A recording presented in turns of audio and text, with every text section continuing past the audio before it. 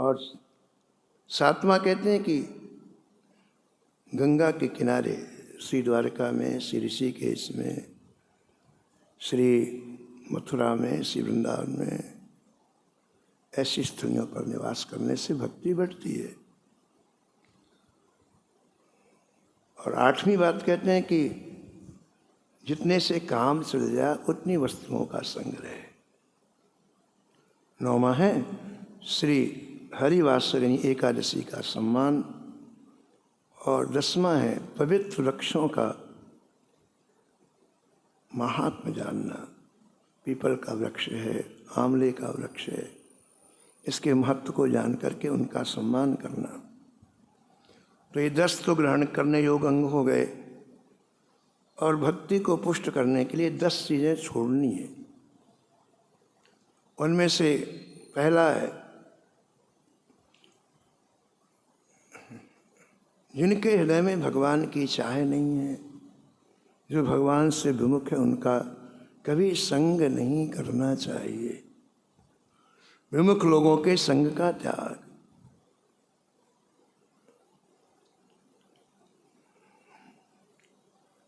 और दूसरा है अधिक शिष्यों को नहीं बनाना चाहिए। अधिक शिष्यों को नहीं बनाना चाहिए। और बड़े बड़े संसारिक कार्यों का आरंभ नहीं करना चाहिए। शिष्यादनवन्दित्वं महारंभादनुद्यमा बहुग्रंथ कलाभ्यास व्याख्यावादि विवर्जनम। जो 10 चीज़ों को छोड़ना है उनमें एक ये है कि बड़े बड़े कार्यों का आरंभ नहीं करना चाहिए। जो 100 साल में पूरे हों, 200 साल में हों, 500 साल में हों, ऐसे कार्यों का प्रारंभ नहीं करना चाहिए। और तीसरा है बहुत ज़्यादा ग्रंथों को नहीं सुनना चाहिए। अधिक ग्रंथों का अभ्यास नहीं करना चाहिए। ये भी भक्ति में बाधक है। और चौथा है बड़े बड़े व्याख्यान से और विवाद से बचना चाहिए। लोग वाद विवाद करते हैं, शास्त्रार्थ करते हैं, बड़े बड़े व्याख्या करते हैं, वहाँ से अपने को अलग रहना चाहिए। ये भक्ति का बाधक है। और 5वां है भगवान के कार्य में कृपणता का त्याग करना चाहिए। कभी कंजूसी पूर्वक भगवान की सेवा में अपने आप को नहीं लगाना चाहिए। उससे भक्ति का ह्रास होगा। और 6वां है संसार की कितनी बड़ी प्रतिकूलता हो, मन को उसके बस में नहीं करना चाहिए। शोक आदि के वशीभूत नहीं होना चाहिए। इसका त्याग करना है। शोक आदि आए तो उसे मन के अंदर नहीं लेना चाहिए, बाहर ही उसको समाप्त कर देना चाहिए। और 7वीं चीज़ है अन्य देवताओं का अपमान नहीं करना चाहिए। कोई भी देवता हो, हमसे बड़े हैं, वो कोई भी हो, वो देवी जी हों, शंकर जी हों, गणेश, कोई भी हो, हमसे बड़े हैं ना, मनुष्यों से तो बड़े हैं ना। तो कभी किसी के ना तो निंदा करना चाहिए, ना अपमान करना चाहिए। और 8वां कहते हैं रूप गोस्वामी जी कि किसी भी जीव को कभी कष्ट नहीं देना चाहिए। कोई भी जीव हो, सर्प हो, बिच्छू हो, मच्छर हो, सबके अंदर भगवान निवास करते हैं। प्रयास करना चाहिए हमारे द्वारा उसको दुख न हो। और 9वां है सेवा तथा नाम के अपराध से बचना चाहिए। हम लोग जो ठाकुर जी की सेवा करते हैं ना, उसके 32 अपराध हैं और नाम जप के 10 अपराध हैं।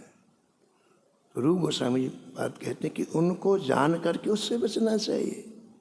हमें पता चल जाए सामने सांप बैठा है तो बगल से निकलना चाहिए ना। सांप के ऊपर पैर रखें तो डसेगा ही। ऐसे सेवा षोडशोपचार है और सावधानी 32 से बताओ। 32 तरह से सावधान होकर भगवान की सेवा करना चाहिए। और एक बात लिखी है 10वीं, भक्त और भगवान की निंदा नहीं सहना चाहिए। भक्त और भगवान की निंदा को सहन नहीं करना चाहिए।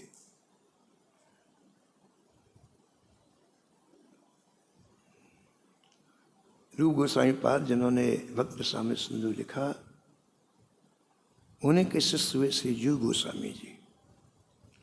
जीव गोस्वामी जी ने इन्हीं को अपना गुरु बनाया। रूप और सनातन जी दोनों भाइयों को गुरु बनाया।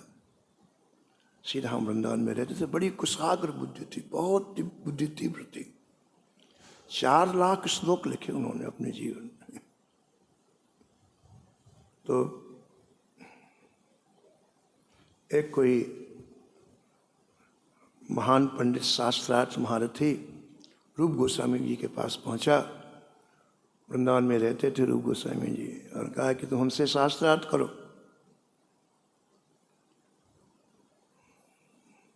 रूप गोस्वामी जी समझ गए कि समय व्यस्त अपने को व्यर्थ नहीं करना है। उन्होंने कहा, आज हम पढ़े लिखे नहीं, आपसे क्या शास्त्रार्थ करें। अरे मथुरा में हमने सुना है कि तुम सबसे बड़े विद्वान हो यहाँ। महाराज हमको छोटे ही बड़ा नहीं आता, तो लिख के दो। बोले पढ़े नहीं तो लिख के क्या मैं दूं। तो बोले हम लिखते हैं, तुम अंगूठा लगाओ। अपने आप लिख लिया। इसलिए से दिग्विजय पंडित जी जीते और रूप गोस्वामी हारा। तो ठीक है, चलो ये तो ठीक था, हो गया काम। वो चले गए अपना भजन करने के लिए। लेकिन इतना अहंकारी व्यक्ति होता है कि जब उनकी कुटिया से चले तो उनकी निंदा करते हुए चले। अरे जीत गए, बात खत्म, बात हो गई ना। लेकिन आदमी का अहंकार इतना प्रबल होता है। कुटिया से चले, उनके साथ 8-10 पंडित थे। हमसे डर गया, नीच है, फलान, जो कुछ कहना है। और संयोग से जीव गोस्वामी जी यमुना स्नान करके आ रहे। बार बार वो रूप गोस्वामी जी का नाम ना, तो उनको बुरा लगा। हमारे गुरु जी को क्या कह रहा है भाई। रोका, हाँ भाई किसके बारे में कह रहे हो। जब पूछा तो और बोलने लग गया कि वो ऐसा है, वो ऐसा हुआ है। हमको देख करके घबरा गया, पैर पड़ने लग गया, हाथ जोड़ने लग गया। तो जीव गोस्वामी जी को बुरा लगा। बोले देखो मैं उनका शिष्य हूँ, पहले तुम मेरे से शास्त्रार्थ करो।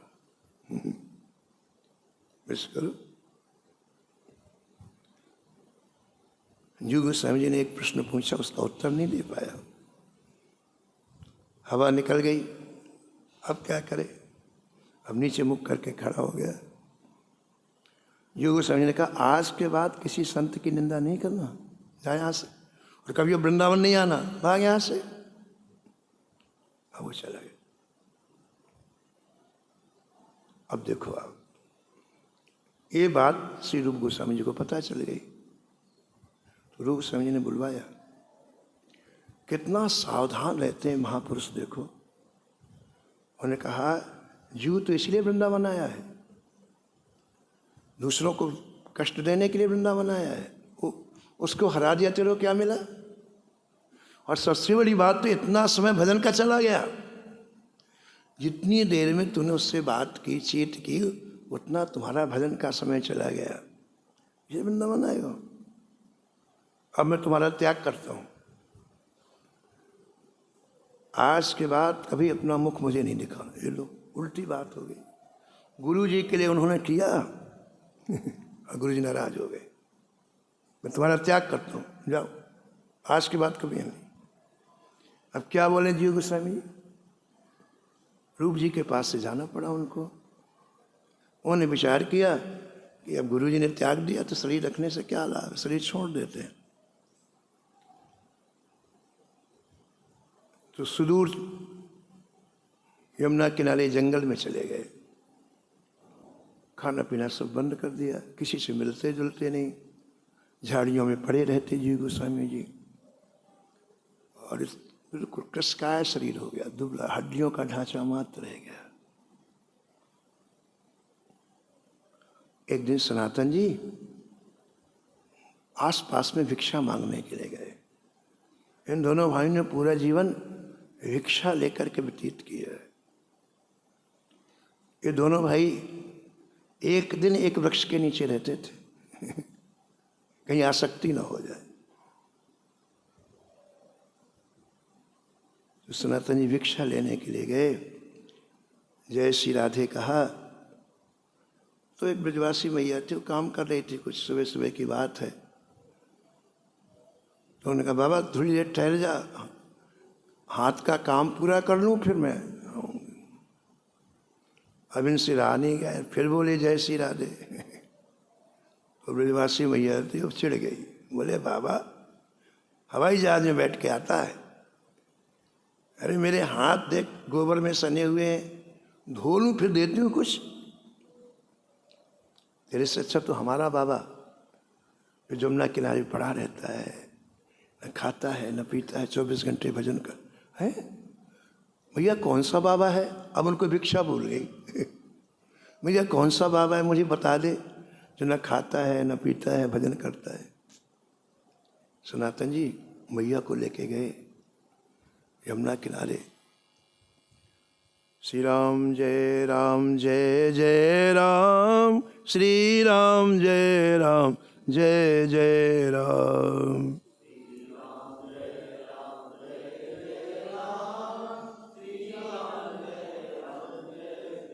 श्री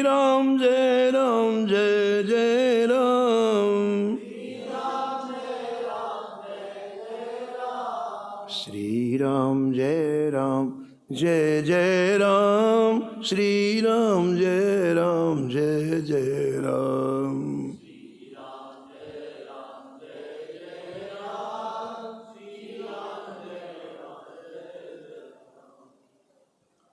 तो सनातन जी मैया को लेकर के यमुना किनारे गए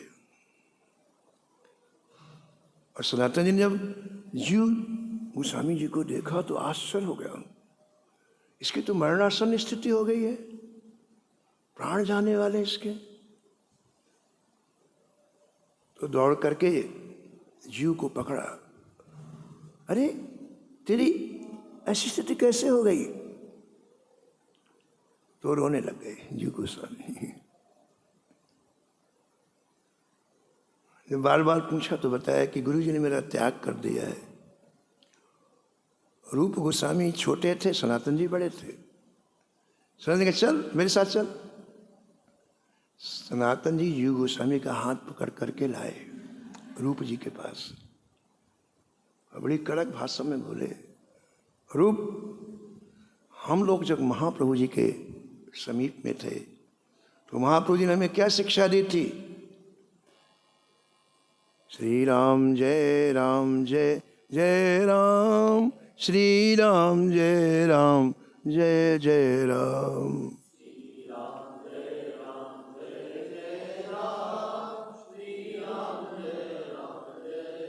श्री राम जय जय राम, श्री राम जय जय राम,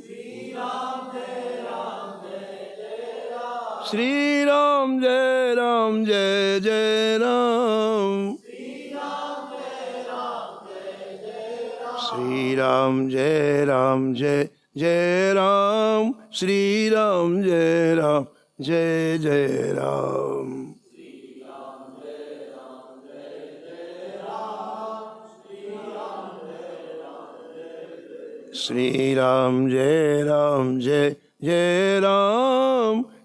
राम जय जय राम। श्री राम जय जय राम, श्री राम जय जय राम, श्री राम जय जय राम, श्री राम जय जय राम।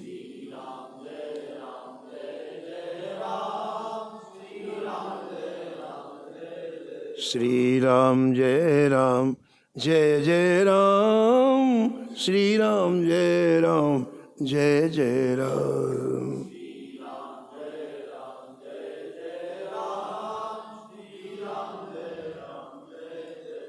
तो श्री सनातन जी ने श्री रूप गोस्वामी जी को डांट लगाए और कहा, हम जब महाप्रभु जी के समीप में थे तो महाप्रभु जी हमें क्या शिक्षा देते? महाप्रभु ने कहा था, जीवे दया, प्रत्येक जीव के ऊपर दया करनी चाहिए। कब से जीव भटक रहा है, करोड़ों वर्ष से, कोई भी ऐसी योनि उसे नहीं मिली जहां उसे सुख मिला हो, दुख के सिवा कुछ मिला ही नहीं। अब यदि हमसे कुछ बन सके तो हम दुख तो ना दें, सुख ना दें तो दुख तो ना दें। हम किसी को सुखी करें बहुत अच्छी बात है, लेकिन यदि हम किसी को सुखी ना कर सके तो दुख ना दें, ये भी बहुत बड़ी बात है। तो महाप्रभु जी ने कहा था, जीवे दया, ये तुमने जीव गोस्वामी के ऊपर दया की है, जीव के ऊपर दया किया तुमने। अब महाराज सनातन जी बड़े थे तो रूप जी ने नीचे मुख कर लिया। समझ गए, अपनाओ इसे वापस अपने चरणों में रखो। इतना कहते ही जीव गोस्वामी साष्टांग प्रणाम किया और रूप जी ने अपने हृदय से लगा लिया, जीव गोस्वामी जी को अपने हृदय से लगा दिया। और फिर रूप जी ने बहुत अच्छी बात कही, कहा, देखो जीव, मैंने इसलिए तुमको ऐसा बर्ताव किया कि श्री राम वृंदावन का एक एक क्षण अमूल्य है, ये दोबारा कभी मिलने वाला नहीं है। इसलिए हम किसी को हरा देंगे तो सम्मान मिलेगा, हम किसी से बिजी हो जाएंगे तो धन मिल जाएगा। लोग, ये व्यर्थ की बातें हैं, ये सब नश्वर हैं, इनमें से कोई चीज़ साथ में जाने वाली नहीं है। उसके लिए भजन को दाव में नहीं लगाना चाहिए। अति अनन्य जे हरि के दासा, अति अनन्य जे निस दिन नाम रटहि प्रति श्वासा, निस दिन नाम रटहि प्रति श्वासा, तुलसी तेहि समान नहीं होई, तुलसी समान नहीं होई, हम नीके देखा सब कोई, हम नीके देखा। वो समझ कहते, हमने इस पूरी सृष्टि को अच्छी तरह से देखा है, हम इंद्र भी बने, ब्रह्मा भी बने, सब बने, लेकिन जो श्वास श्वास से भगवान का नाम ले, जिसका एक क्षण व्यर्थ नहीं जाता नाम, उसके समान कोई नहीं है। सृष्टि में उसकी समानता किससे नहीं की जा सकती, ऐसा गोस्वामी जी अपना निज अनुभव कहते हैं। तो रूप गोस्वामी जी ने कहा, मैंने इसलिए तुम्हें एक कड़ी बात कही कि श्री राम वृंदावन में आकर के व्यर्थ में एक क्षण भी नष्ट नहीं करना चाहिए। हमको महाप्रभु जी ने सबसे पहला उपदेश दिया है, तृणादपि सुनीचेन, इसलिए हमें अत्यंत छोटा बन के रहना है, अत्यंत छोटा। भजन करना है तो इन सूत्रों को अपनाना होगा। वाहवाही चाहिए दुनिया में तो ये सूत्र कोई मतलब ही नहीं। जिसके शरीर में 10 टोकनी गोबर पड़ा है, 100 और पड़ जाए क्या फर्क पड़ना उसे। इसके शरीर में गोबर नहीं पड़ा, उसके सावधान रहना चाहिए। तो जिसे भजन करना ही नहीं उसके लिए थोड़ी ये सूत्र है, जिसे भजन करना उसके लिए सूत्र। रूप गोस्वामी ने कहा, देखो जी, हमको महाप्रभु जी ने शिक्षा दी थी, तृणादपि सुनीचेन, अपने आप को छोटा बना के रखना है, इसलिए मैंने तुमको इस तरह से कहा। तब जीव गोस्वामी ने बहुत सुंदर बात कही, जिसके लिए प्रसंग याद आ गया। बहुत सुंदर बात कही। जीव गोस्वामी ने कहा कि जय जय, मैं भी एक निवेदन करना चाहता हूँ। हाँ बोलो। युग स्वामी ने कहा कि महाराज जी, इस जो महाप्रभु जी ने हमें उपदेश दिया, तृणादपि सुनी चेनो, उसका एक अर्थ तो आपके द्वारा पता चल गया कि अपने आप को तिनके से छोटा मानो। लेकिन मैंने इसका अर्थ जो समझा है, आपकी आज्ञा हो तो मैं बता दूं। बोले हाँ बताओ। तो श्री युग स्वामी जी ने कहा कि जय जय, मैंने इसका अर्थ ही समझा है कि जो साधु पुरुष हो, जो भजनानंदी महात्मा हो, जो संत हो, उनके सामने तो तिनके से भी छोटा अपने आप को मानो। लेकिन जो भगवान की निंदा करता हो, जो संतों की निंदा करता हो, गुरुदेव की निंदा करता हो, उसके सामने वज्राद्रप कठोरानी हो जाना चाहिए। मैंने ये अर्थ समझा, उसके सामने वज्र से भी ज्यादा कठोर हो जाना चाहिए। ये अर्थ सुनते रूप गोस्वामी इतने खुश हुए, जीव गोस्वामी जी को हृदय से लगा लिया। बोले रूप, तुम्हें सिद्धांत का बहुत अच्छा है। देखो शब्द एक ही होता है, लेकिन हमारे चिंतन के अनुसार उसके अर्थ बदल जाते हैं। तुम्हें शब्दों का बोध बहुत अच्छा है, इसलिए मैं तुम्हें आशीर्वाद देता हूँ। तुम संसार में सिद्धांताचार्य के नाम से प्रसिद्ध हो गए। सिद्धांत का निरूपण जितना अच्छा तुम करते हो, कोई नहीं करता। और हृदय से लगा दी। तो यहाँ जो 10 अंग छोड़ने योग्य हैं, उनमें 10वां है भक्त और भगवान की निंदा को ना सहना। तो 10 ग्रहण करने योग्य हो गए, 10 त्याग करने हो गए। अब 44 अंग भक्ति के अनुसरण करने योग्य हैं, जिनको जीवन में उतारना चाहिए। अनुसरण का मतलब जिनको जीवन में उतारना चाहिए। उनमें सबसे पहला है वैष्णव चिन्हों को धारण करना। ये तिलक वैष्णव चिन्ह है, तुलसी जी की कंठी वैष्णव चिन्ह है ना। गुरुदेव द्वारा प्रदत्त वैष्णव चिन्हों को धारण करने से भक्ति पुष्ट होती है, दृढ़ होती है, ऐसा रूप गोस्वामी जी कहते हैं। और श्री हरि के अक्षरों को, श्री हरि के नाम अक्षरों को धारण करना। आपने देखा हो कई लोग ललाट में सीताराम सीताराम ऐसा लिख लेते हैं, या उसकी छाप लगा लेते हैं। श्री हरिदास, श्री हरिवंश, इसकी छाप लगा लेते। ये भी भक्ति का अंग है, इससे भी भक्ति पुष्ट होती है। और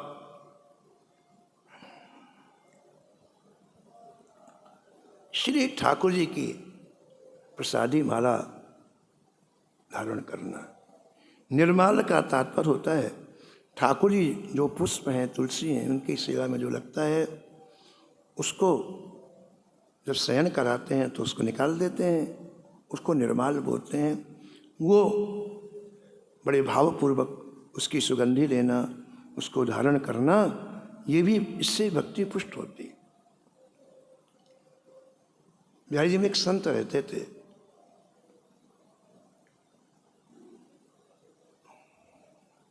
तो उन्होंने कहा कि महाराज जी, बिहारी जी की जो मालाएं दी जाती हैं, उन मालाओं का बड़ा महत्व है। आपने देखा होगा उस समय लोग माला देते हैं बिहारी जी की, उनको स्पर्श को ही माला देते हैं। हमने उनसे पूछा कि क्या महत्व है। बोले महाराज जी, वो माला जब हम पहनते हैं तो बिहारी जी हमारे साथ में चल देते हैं।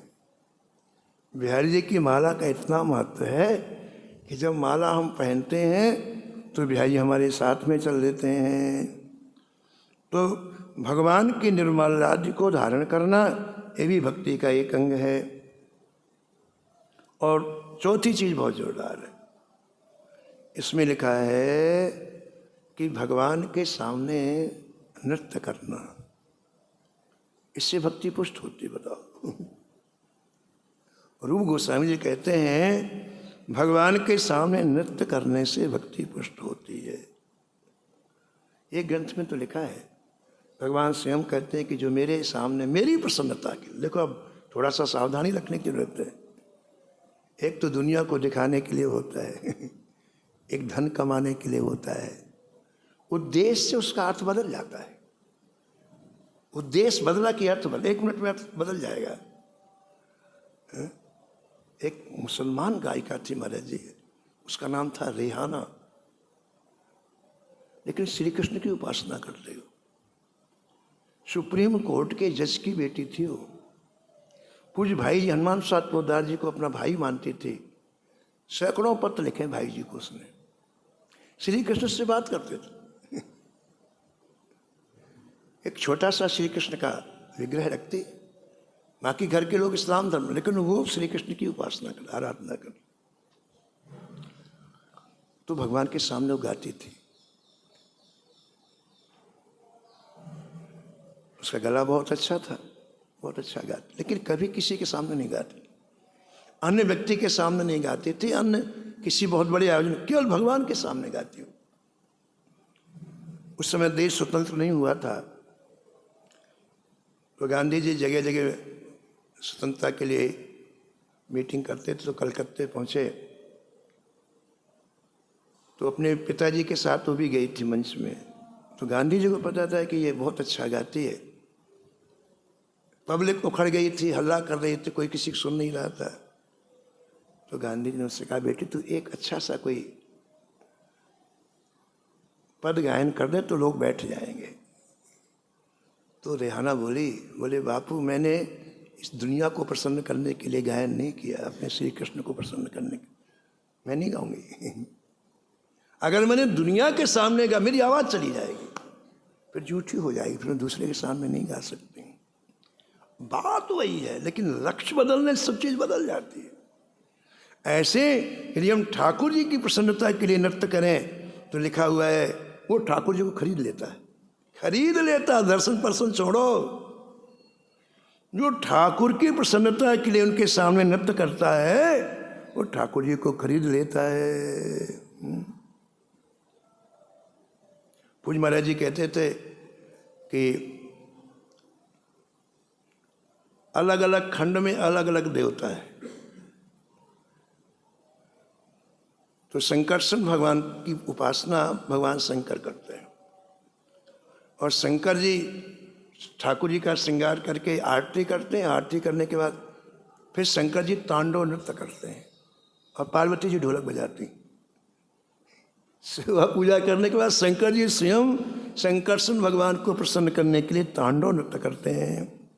तो ये भी भक्ति का अंग है, इससे भक्ति पुष्ट होती है। ये अनुसरण करने योग्य अंग भक्ति के लक्षण है। और पांचवा है श्री ठाकुर जी के सामने दंडवत प्रणाम करना। दंडवत प्रणाम की बड़ी महिमा लिखी हुई है। एक बार कोई श्री ठाकुर जी के सामने दंडवत प्रणाम करता है तो फिर भवसागर में नहीं आता है, इतनी महिमा लिखी है। एक बार छठवें भक्त था भगवान का, उठकर के सत्कार करना। कोई संत आपके यहाँ आए, कोई महापुरुष हैं तो आप बैठे ना रहें, 10 कदम उठ करके जाएं, सम्मान पूर्वक ला करके उनको विराजमान करें। इससे भक्ति पुष्ट होती है। और महापुरुषों के साथ में कुछ कदम चलना, ये नहीं क्यों गए तो हमें कुछ कदम उनको पहुंचाने के लिए जाना, ये भी 7वां अंग है भक्ति का अनुसरण करने योग। और तीर्थ और मंदिर की परिक्रमा करना, परिक्रमा करने से भी भक्ति पुष्ट होती है। और 9वां अंग है अनुसरण करने योग। हर व्यक्ति को श्री ठाकुर जी की सेवा करनी चाहिए, अर्चन करनी चाहिए, परिचर्या करनी चाहिए। अर्चन और परिचर्या अलग अलग है। अर्चन करें ये 9वां बिंदु है, और परिचर्या करें ये 10वां बिंदु है। हमारा लिखा हुआ है कि कोई ठाकुर जी के मंदिर में एक मुहूर्त खड़ा हो जाए। कितना? एक मुहूर्त। ऐसे जानकी लाला जी के सामने एक मुहूर्त खड़ा हो जाए, एक मुहूर्त बैठ जाए, वो सीधे भगवत धाम जाता है। मुहूर्तम वा मुहूर्तार्धम यस्तिष्ठेत हरि मंदिरे सयाति परमं स्थानम किम शुश्रूषणे रतः। जब एक मुहूर्त बैठने से तो जो सेवा करेगा बोले उसके बारे में हमारे पास कुछ लेखनी में शब्द नहीं है कि उसे क्या मिलेगा। जो मंदिर में एक मुहूर्त बैठ जाता है वो मेरे धाम में आता है, ठाकुर जी कहते हैं। तो जो सेवा करता है उसके बारे में क्या लिखा जाए। और श्री रूप गोस्वामी जी लिखते हैं कि श्री ठाकुर जी के सामने गायन करना, इसका बड़ा महत्व हमारे लिए। ब्राह्मणो वासुदेवाख्यम गायमानो निसंपरम हरे सालोकमाप्नोति रुद्रगानाधिकम भवेत्। भगवान के सामने जो गान करता है भगवान की प्रसन्नता के लिए, वो विष्णु धाम को प्राप्त होता है। और अगला बिंदु है भगवान के सामने संकीर्तन करना। गायन अलग है, संकीर्तन अलग है ना। गायन लयबद्ध गाया जाता है, रागों में गाया जाता है, लेकिन संकीर्तन तीव्रता पूर्वक गाया जाता है। जितनी हमारी सामर्थ्य है उतनी सामर्थ्य लगा के संकीर्तन किया जाता है। पुराणों में लिखा है कि कृष्ण कहा यह मंगलमय नाम जिसकी जिह्वा पर विचरण करता है, तत्क्षण करोड़ों महापातक उसके भस्मीभूत हो जाते हैं। कृष्णेति मंगलम नामो यस्य वाचि प्रवर्तते भस्मी भवन्ति राजेंद्र महापातक कोटया। अब देखिए संकीर्तन के 3 प्रकार हैं। पहला है नाम का संकीर्तन, ठीक है, हम जोर जोर से हरे राम राम राम हरे हरे, हरे कृष्ण कृष्ण कृष्ण हरे हरे। पहला है नाम का संकीर्तन। दूसरा है भगवान की लीलाओं का कीर्तन, भगवान के चरित्रों का कीर्तन, ये भी कीर्तन है।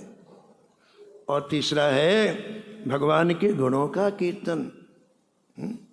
पदों में जो लिखा हुआ है उनका जोर जोर से भगवान के सामने सुनाना। तो संकीर्तन शब्द से यहाँ पर मुख्यतः नाम संकीर्तन ग्रहण किया जाता है।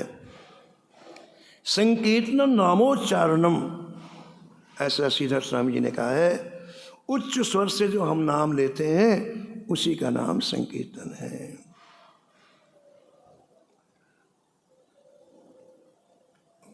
इससे भक्ति पुष्ट होती है। अब महाराज 13वां है मंत्र जप।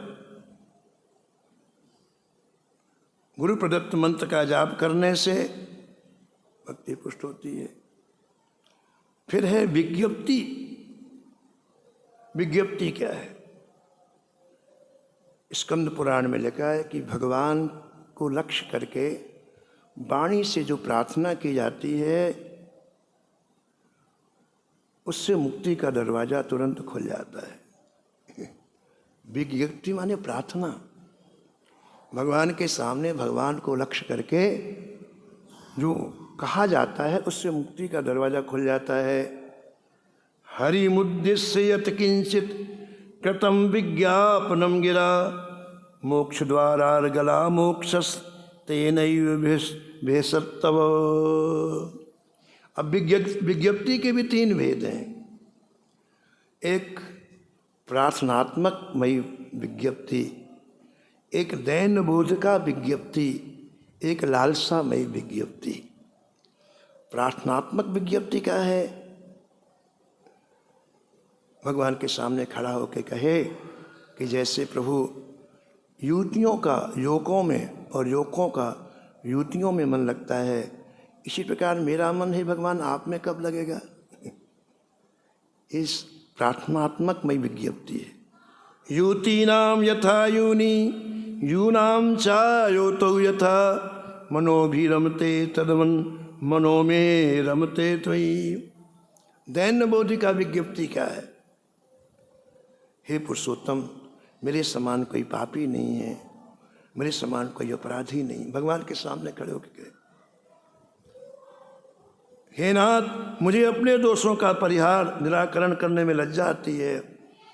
मैं अपने अपराध को दूर करने में अयोग्य हूँ, मेरे ऊपर आप कृपा करो। मत्तुल्यो नास्ति पापात्मा नापराधो च कश्चन पर हारे पि लज्जा में किंग ब्रुवे पुरुषोत्तम। और तीसरी लालसामयी विज्ञप्ति, लालसा। हे जगतपते, आप लक्ष्मी के साथ विराजमान हो और मैं आपको चामर डुला रहा हूँ। आप मुझे कब ऐसे मुख से कहोगे अरे तुम ये काम कर लो। ये लालसा है। भक्त अपनी लालसा की पूर्ति के लिए प्रार्थना करता है, हे कमल नयन, आपके नामों का कीर्तन करके हमारे नेत्र आनंद आंसुओं से कब भर जाएंगे। हे नाथ, मैं कब यमुना के किनारे आपका स्मरण करके नाचूंगा। कदा हम यमुना तीरे नामानी तब कीर्तनम उद्वास्पा पुंडरीकाक्ष रचिष्यामि तांडवम। इस तरह से महाराज ये 40 में 14 ये अनुसरण करने योग्य अंग हैं, और भी हैं, वो आप आगे श्रवण करेंगे। अभी रक्षाबंधन का कार्यक्रम होने वाला है, इसलिए वाणी को यहीं विराम। जय जय श्याम जय जय श्याम, जय जय श्री वृंदावन धाम।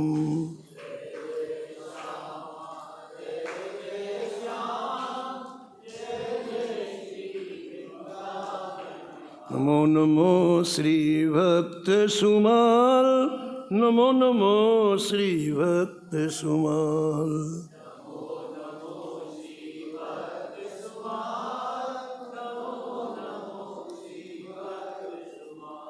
जाके सुनत महात्म नासत उर्जल कतु राधा नंदलाल।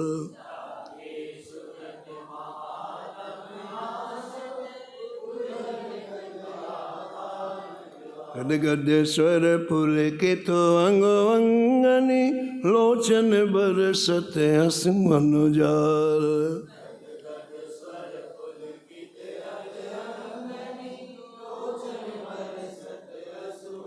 उतर जा तो अभिमान ब्याल विष, लेत जीवाय सुरस तेहि काल।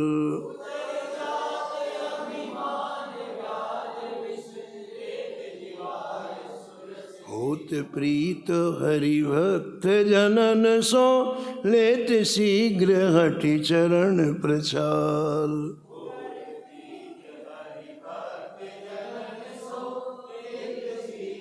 तजत कुसंग लेत सतु संगति, भाग जगत को अद्भुत भाल।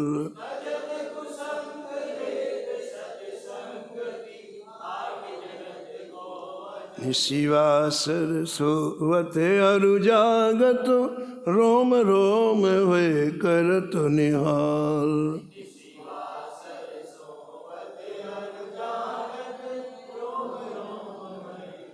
श्री अग्रु नारायण दास प्रिया प्रिय, प्रगति जीवन रसिक रसाल।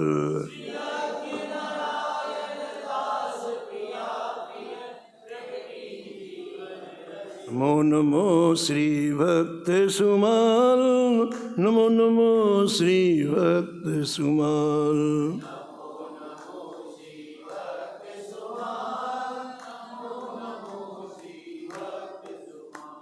सीताराम सीताराम सीताराम सीताराम, राम राधे श्याम राधे श्याम राधे श्याम राधे श्याम। सीताराम सीताराम सीताराम सीताराम, जय राधे श्याम राधे श्याम राधे श्याम राधे श्याम। श्याम सीताराम सीताराम सीताराम सीताराम, राम राधे श्याम राधे श्याम राधे श्याम राधे श्याम। श्री जानकी वल्लभ लाल की, श्री मंगल मूर्ति हनुमान जी महाराज की, सपरिकर श्री